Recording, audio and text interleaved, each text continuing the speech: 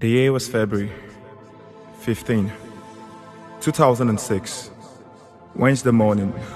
As the wild breath of Harmattan found its way into my nostrils, I knew yet again it was time to prepare for school, as I'd visited home earlier. Reluctantly, took my bath, forced myself into my well-ironed navy blue shorts and milk shirts uniforms, and like ornaments, I wore those smiles side to side, ready to stand in front of my proud father and bid him farewell.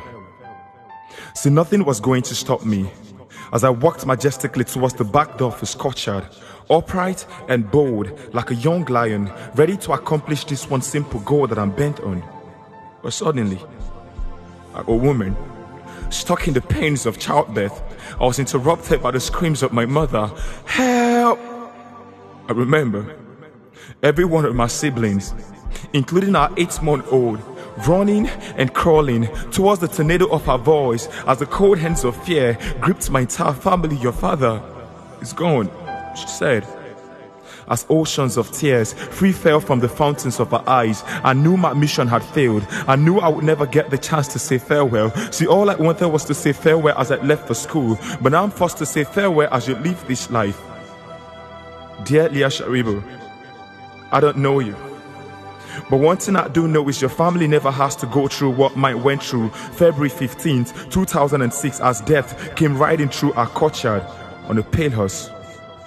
February 19, 2018, Monday morning, I caught wind of the news headline that 110 innocent schoolgirls has just been kidnapped, and in all anxiety, as I flipped through the papers to read in detail, the only detail running through the screens of my mind was the detail of the screams of that night.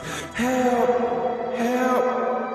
As unknown faces, with heart like poison, and the stench of a grave, armed to the teeth, against little schoolgirls invaded your privacies as you laid in your beds, tired from the long night prayers, long gone into your state of unconsciousness. I paused to ask myself this one question: did I come in quietly and left quietly?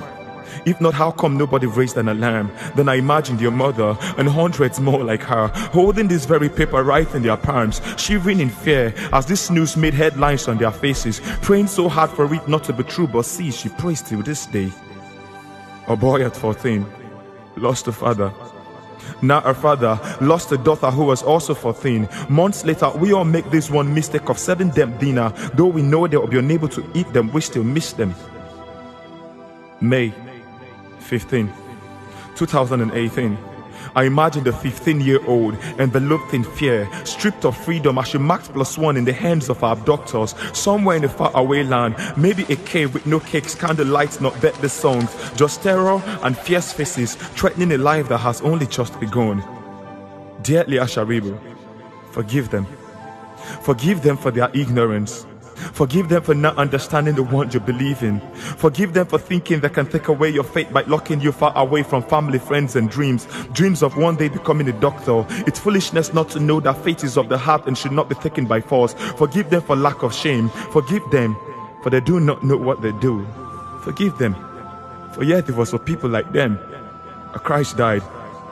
See, I heard somewhere in the news that the night it happened, your government denied it.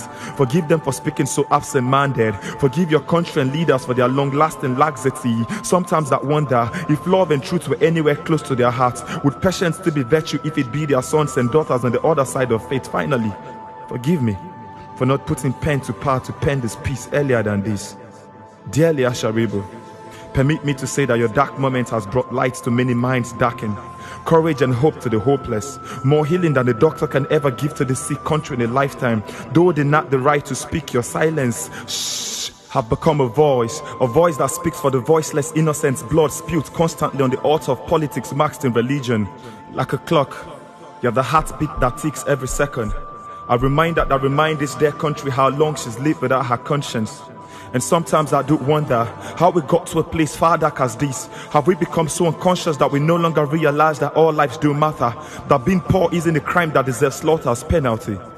Dear LEAH SHARIBU, as the sun rises and sets in its horizon, I can only picture a country celebrating her freedom, while the child of her womb is still framed in slavery. How dare we say we are free when your heart barely remembers how freedom feels like, nor your skin the warmth from the embrace of family, friends, and loved ones.